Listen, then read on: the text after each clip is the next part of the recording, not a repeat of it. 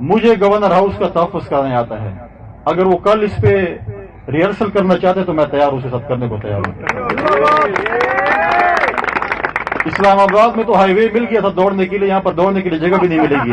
گھسیٹوں گا اس کو سڑک کے اوپر. اور میں اس سے کہنا چاہتا ہوں کہ اپنی زبان کو لگام دے دے اور اپنے کرتوتوں کی لگام دے دے.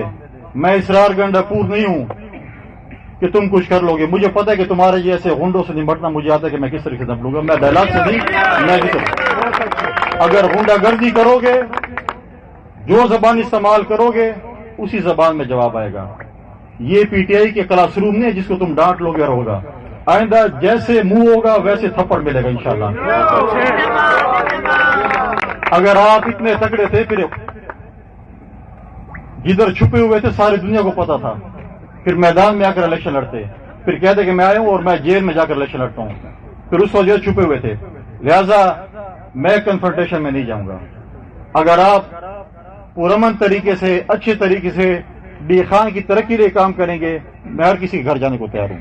لیکن اگر آپ بدماشی کریں گے تو سب سے بڑا بدماش پھر میں ہوں. پھر میں آپ کو دکھا دوں کہ تم کتنے بڑے بدماش ہو.